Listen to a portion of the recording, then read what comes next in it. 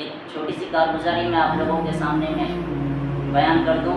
یہ 2-3 دن پہلے ہی کی بات ہے، اور جو بہت سارے لوگ جو موبائل یوز کرتے ہیں، سوشل میڈیا یوز کرتے ہیں، وہ انہوں نے دیکھا بھی ہوگا کہ لیبیا کے اندر ایک شخص تھا جسے حج میں جانے کی اس نے مکمل تیاری کر لی تھی.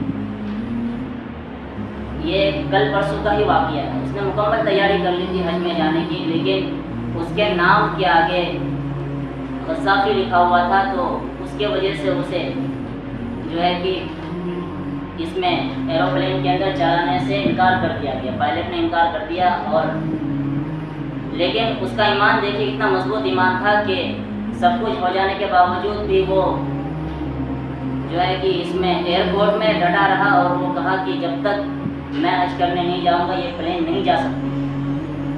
اس کے جو دوسرے ساتھی تھے وہ سارے اس میں چڑھ بھی گئے اور فلائٹ اپنے سفر کے لیے نکل گئی، لیکن تھوڑی سے دور جانے کے بعد اس میں کسی طرح کی کوئی خرابی آئی اور وہ اسے واپس سے اسی ایئرپورٹ میں واپس آنا پڑا.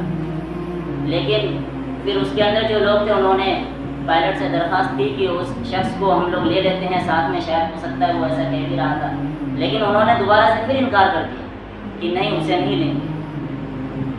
اس کے بعد جو ان کے اندر خرابی تھی اس کو ٹھیک کر کے واپس سے پھر اسے اپنے سفر کے لیے اڑایا گیا، تو دوبارہ سے پھر وہ کسی ٹیکنیکل ایشو کے اندر پھر پھنس گیا. تو پائلٹ نے قسم کھا کر یہ بات کہی کہ میں قسم کھا کے کہہ رہا ہوں کہ جب تک اس بندے کو اس میں چڑھایا نہیں جائے گا تو ہمارا سفر مکمل نہیں ہو سکتا ہے، ہم نہیں اپنے سفر کو پہنچ پائیں گے. تو واپس سے دوسرے بار پھر واپس سے وہ جو ہے کہ ایروپلین واپس سے اس میں اپنے جگہ پہ واپس آئی اور اس بندے کو لے جایا گیا، اور وہ الحمدللہ اس نے اپنی ویڈیو ریلیز کی. اس نے بتایا کہ میں اللہ کے فضل سے مکہ مکرمہ پہنچ چکا ہوں اور میں انشاءاللہ حج کروں گا. تو یہ ایمان کی ایک طاقت ہے. 100% اسے اللہ تعالیٰ کے ساتھ اس کا کس طرح کا یقین ہوگا کہ اسے 100% یقین تھا اللہ تعالیٰ کے ساتھ پہ کہ میرے بغیر یہ فلائٹ نہیں اڑے گی. میں نے ارادہ کیا ہے، میں نے عزم مسمن کیا ہے، تو انشاءاللہ میں حج میں جا کے رہوں گا. تو ہمیں بھی اس طرح کی ایمان کو مضبوط کرنے کی ضرورت ہے.